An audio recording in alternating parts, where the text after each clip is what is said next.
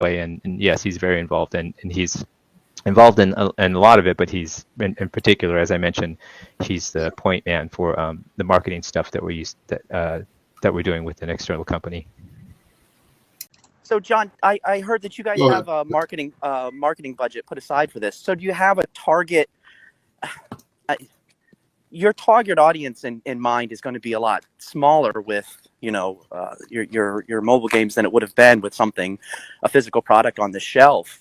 Have you guys kind of readjusted how you're looking to communicate with that new audience? I mean, well, I'm not involved intimately in that part of what we're doing. We have engaged a marketing company that's helping us, and Tommy is primarily spearheading that with the marketing company. Hold up. And Tommy is primarily spearheading that with the marketing company.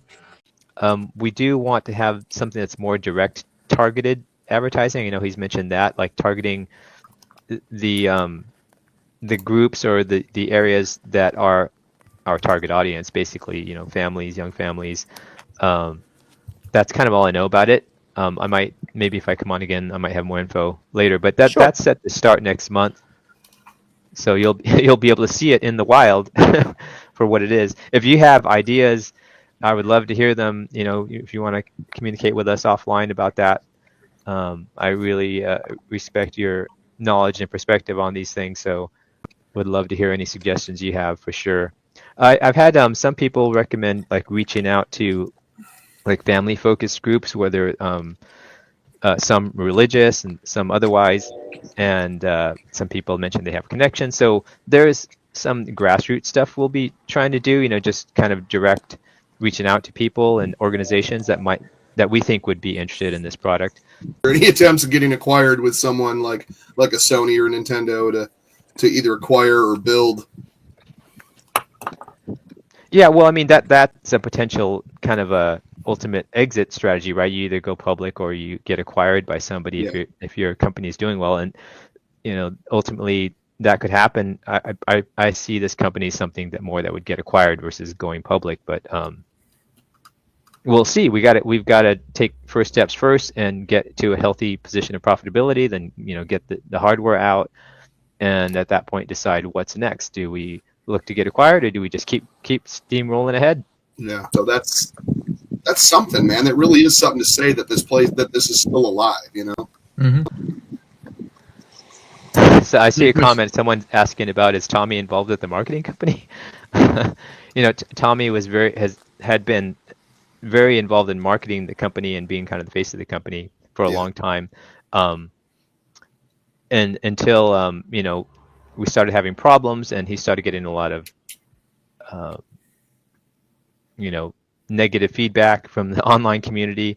Yeah. And for a while he had to take a leave of absence. He kind of went through, and it was not too long after we were having all these troubles and having to lay people off that his father became very ill and then passed away. And Tommy went through a really difficult time then, and frankly a period of depression where he was struggling, and his marriage was in trouble, and they split up for a little while, and so he was in a dark way. But something that his father told him in his final days was kind of the key to him getting out of that. And he's mentioned this story, so I feel okay sharing it as well. He's talked about this publicly, but in his dad's last days when he was in hospice there in Tommy's home, he couldn't get out of bed, so Tommy would play backgammon with him at the bedside and talk with him. And his dad was trying to give him words of encouragement and advice in his last days, and was telling him how proud he is of him, and that he believes in him and believes that he can do anything he focuses his mind on. And he said, for example, this game we're playing here, if you wanted to become the world backgammon champion, I think you could do it if you set your mind to it. Yeah. So later, when he was really struggling to figure out why, what is my purpose, and why should I get up today or get up tomorrow or do anything, that kind of came back to him, and he started playing backgammon just with an app and stuff and trying to improve his game. And eventually he decided to join a local club, which happened to be a very good club with a lot of world-class players in it. And they really took him in and treated him very well. And he started getting better, started taking lessons, and started doing tournaments and was winning and was getting better and better. And it ultimately culminated in him going to this world championship tournament in Monaco. Yeah. And he was in the division just below pro. Like, you kind of climb the divisions. You start out kind of novice and you go up. And he was already at the division just below pro after just a few tournaments.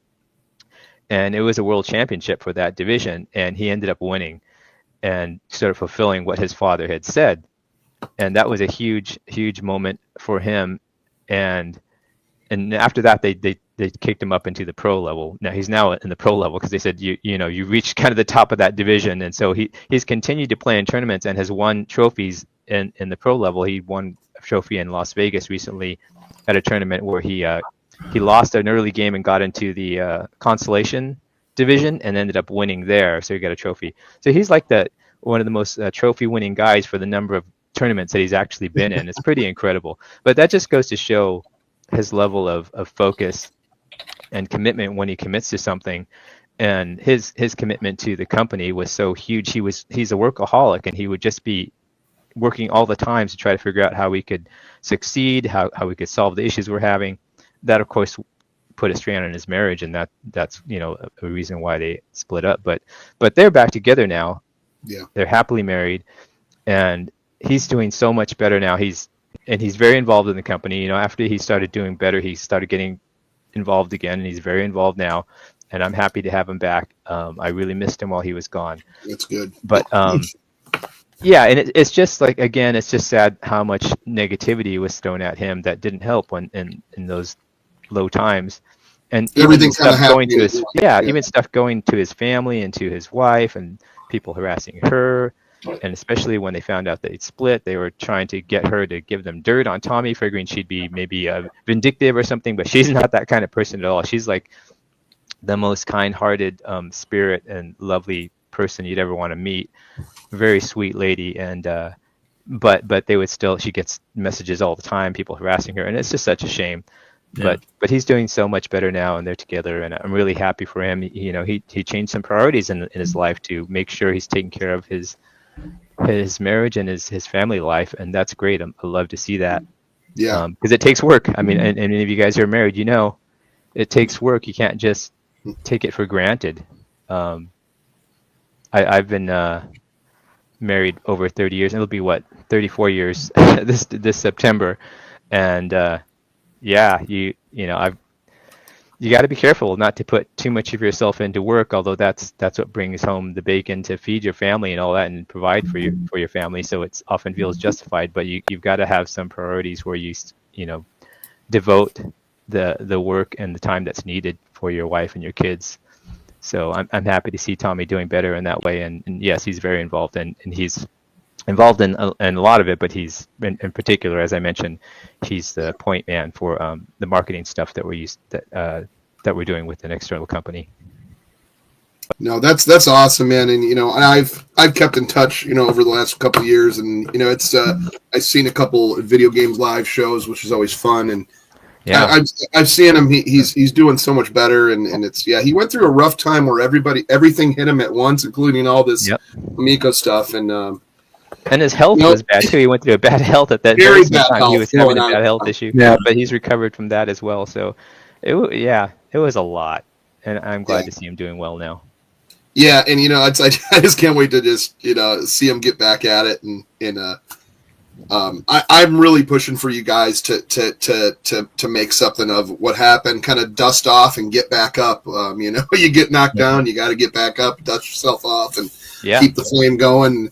A million other whatever you can call it that I've said over the hour, but that's the whole reason I support and always have, is because I know you guys, and I know you guys. Hi, Mike. People. I didn't notice you come in while I was talking, telling the story. I was just hanging.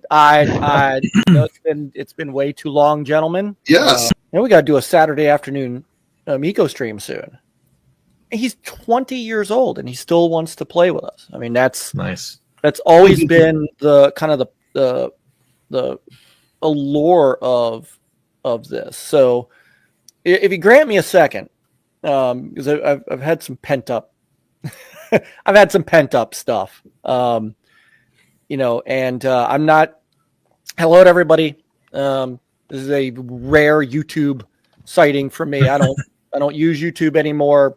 I basically left because of this, not because of you guys, of course, but because some of those people who are probably watching, like you, Chuck, they hate me because I am holding on to supporting Amico and what Amico is about as a father of more than anything. I mean, I love playing the stuff, but as a dad, and so go after me and it's I have friends that are like, come on, it can't be that bad, and I'm like, dude, put my name in a YouTube search and you'll see some of the most vile stuff that has been over a video game console, and they've gone after my kids, which is what really drove me off of the platform, was went after my kids for the crime of really having fun playing cornhole and really having fun playing shark and really having fun, the 3 or 4 of us playing Astro Smash. And so I've kind of been in kind of background mode, just kind of watching, and to be honest, I'm team console. You guys all know that. I'm not telling anybody they don't know. I have a Samsung phone, so I can't use Amico Home effectively right now, and I'm waiting for the hardware controllers to be compatible, and then Home would be a great way to travel with the Amico without having to put my console in the bag and haul it around. But I and Peter, I can speak for Peter because we talked about this last night on our stream. We were encouraged by the idea that perhaps getting these games over on Switch, over on Steam, on Mac. A couple of them are on Mac. I think Evel Knievel and Finnegan Fox are also Mac, right?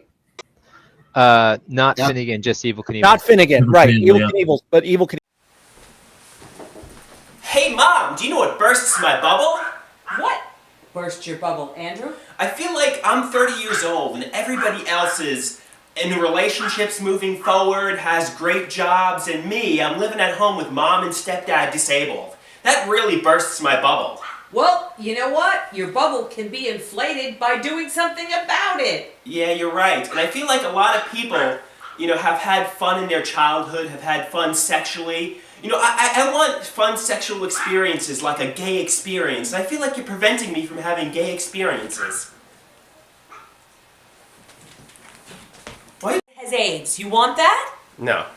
Okay, so you think you're going to find some pure 20-year-old that's going to fuck you up the ass or suck your cock without giving you AIDS? That better not be on. It's not.